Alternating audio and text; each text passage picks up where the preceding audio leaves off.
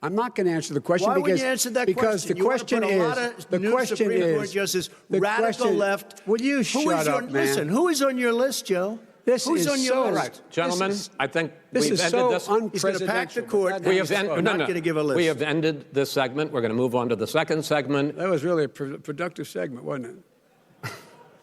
Keep yapping, man. The people understand, Joe. They sure 47 years you've done nothing. They understand. Oh, because you weren't Why president. didn't you do it over because the you last weren't 25 president years? screwing No, things no. up. You were a senator. And You're by the way, worst you were a president vice- America has ever had. Hey, Come Joe, on. That was former Vice President Joe Biden attempting to answer a question on whether he would work to add more justices to the Supreme Court were he to prevail in November, on a night defined by interruption and insult, even with discussion on how to reform rogue police operations. What does reimagining policing mean? And do you support the Black Lives Matter call for community control of policing? And so we have to be engaged. That's not what they're talking about, Chris. That's not what they're talking about. He's talking about defunding the police. That is not true. He doesn't have any law support. Look, he has no law enforcement that's not support. true. Almost that's nothing. At times, the attacks got personal as Trump attacked Biden's children, with the former VP refusing to return the favor, as he attempted but failed to steer the debate towards how to help the American people struggling amidst a deadly pandemic. You get the final word, Mr. Well, it's hard to get any word in with this clown. Excuse me. This let me person. just say, this is not Mr. about President, my family or his family. It's about your family, the American people. He doesn't. That's not true. It doesn't want to talk about what you need. You, the American people. It's about you. That's what we're talking about here. Trump again cast aspersions on the integrity of the elections, cast Biden as a career politician who had spent 47 years in public office, painting a vision of an America of riots and violence under Democratic leadership. But when asked to do this, are you willing tonight to condemn white supremacists and militia groups and to say that they need to stand down and not add to the violence in a number of these cities, as we saw in Kenosha and as we've seen in Portland? Sure, are you I'm prepared to do specifically that, do it? Well, go ahead, sir. I would say almost everything I see is from the left wing, not from the right wing. So what are you saying? I'm willing to do anything. I want to see peace. Then do it, sir. Say it. Do it. Say it. Do you want to call him? What do you want to call him? Give me a name. Give me a white name. Supremacists and Who would right you like me to condemn? White supremacists and right Proud militia. Boys, stand back and stand by. But I'll tell you what. Somebody's got to do something about Antifa and the left. While the issue of Trump's taxes also came up. I know that you pay a lot of other taxes, but I'm asking you the specific question. Is it true that you paid $750 in federal income taxes each of those 2 years? I paid millions of dollars in taxes, millions of dollars of income tax.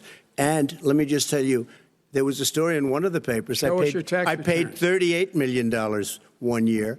I paid $27 million. Show us your tax returns. I went. You'll see it as soon as it's finished. You'll see it.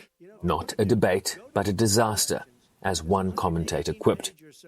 And if the needle moved in either nominee's direction, it would be unclear why, given the rancor largely from the President of the United States, who is really struggling to find his footing in this race for a second term. And with just over 1 month until Election Day, and with hundreds of thousands of Americans already casting their ballots in early voting, time's running out to change minds. Sherwin Bryce-Pease, SABC News, New York.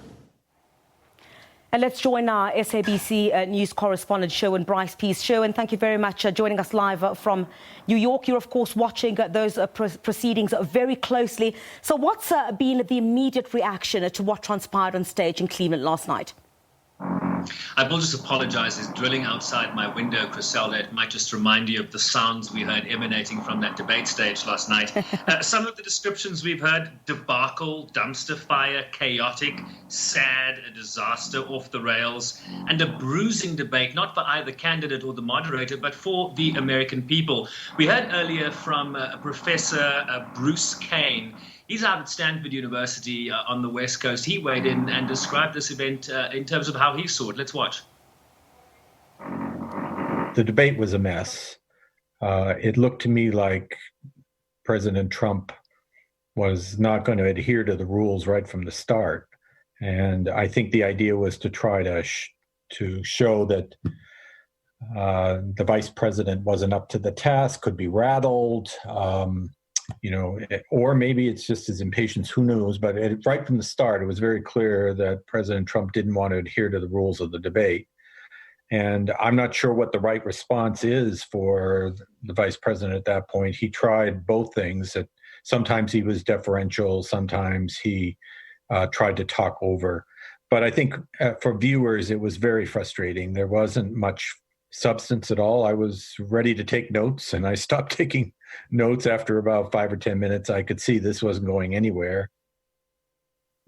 And spare a thought, Griselda, for the moderator, Chris Wallace of Fox News. It was really difficult to, as a moderator, contain a president that was essentially ignoring everything he said. At one point, he said to the president, we should perhaps switch roles. But imagine having to chastise a president that just won't listen or adhere to the rules that both parties had agreed to. Essentially 2 minutes for you, 2 minutes for the opponent, and then you debate. And none of that happened from the get-go. All of 90 minutes, prime time, millions of people watching. Can't imagine what was achieved. So, Sherwin, was any candidate able to make at least a connection or articulate a position that might convince those voters, in the middle that are still undecided, that they are the choice to back basically come November? One of the conversation points, Griselda, in any U.S. election is very much centered around independent voters, those that sort of straddle the middle of the political divide in this country. They sometimes vote Republican, maybe based on economic principles, or they vote Democratic based on social principles. And so independent voters are really the get in any presidential election, particularly tight races. Joe Biden enjoys quite a large national lead and is dominating in a lot of the key battleground states. So what these debates are doing at this very late stage in the electoral process, literally just over a month before Election Day, is really to convince people of your position. Why Donald Trump, for example, is seeking a second term, what his vision is going to be for the next 4 years. Joe Biden, why he believes that's not the vision that voters should support, and why they should remove Donald Trump from the White House after one term. We didn't get any of that. Let's listen to what that Stanford professor had to say on this. It just was not a good debate for the American public, and it's quite possible that it will have no effect on the race whatsoever. I suspect that if you were an independent voter, you would just be frustrated with the process and think, this is no good. This is exactly what I don't like about politics right now. If you're a Democrat, you think Joe Biden at least was trying to answer some questions and had some facts. And if you're Trump, you say, hey, this is the kind of strong guy that we want that doesn't get pushed around by the establishment. So people will read into it what they want to read into it.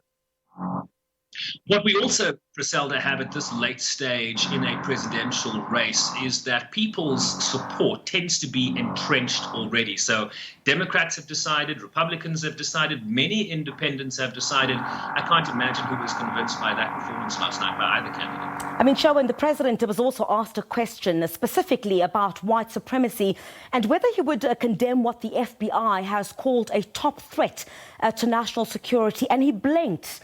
How's that playing? Well, there's a very specific question from Chris Wallace. You saw that play in our insert a short time ago, where he was asked, would you condemn white supremacy? I mean, Joe Biden was asked the same question. He did it very easily. And the president blinked or equivocated, whatever word you'd like to use. And we saw a similar response from the president after those neo-Nazis marched in Charlottesville a few years ago with those tiki torches with a mantra, Jews will not replace us. And he was asked to weigh in on the counter-protest that happened in Charlottesville, and he said there were good people on both sides. You heard this from the vice president. And again last night, because this group known as the Proud Boys supports him, the president said the Proud Boys stand back and stand by. So people are questioning today, what did the president of the United States, the power of this office, mean when he said to a white supremacist group in a presidential debate, stand back and stand by? For what? For when I lose the election, for when I call you to arms, for when I dispute the results of this election, which is also a big conversation point. I mean, this is the United States of America. It's astonishing that we are having this discussion about two political leaders debating this way. Yeah, Sherwin, so, right, where do we go from here? We understand it's back to the campaign trail for both camps. Give us a snapshot. Yeah, a lot of them have hit the campaign trail. The president of the United States will be in Minnesota. He lost Minnesota by a very slim margin to Hillary Clinton, one of the states that Hillary Clinton actually won in the Midwest. He's campaigning there today. Joe Biden is in Ohio and in western Pennsylvania, also two states that pushed Donald Trump to the White House in 2016. We have the vice presidential debate, which will, I imagine, be a different kind of tone and scenario, Griselda, on October 7th between Mike Pence, who's rather timid, and Kamala Harris, the senator from California. So that should be more substantive. And then we move to the other debates a bit later in the month, where the format, we understand, will be different. There'll be a town hall format at the next presidential debate where voters will be able to ask questions. So it's going to be awkward for the candidates to misbehave once they are directly addressing voters. So we look forward to that. Sherwin, thank you very much. We look forward to speaking to you again about the going-ons there. Thank you very much indeed, SABC news correspondent Sherwin Bryce-Pease, live to us from New York.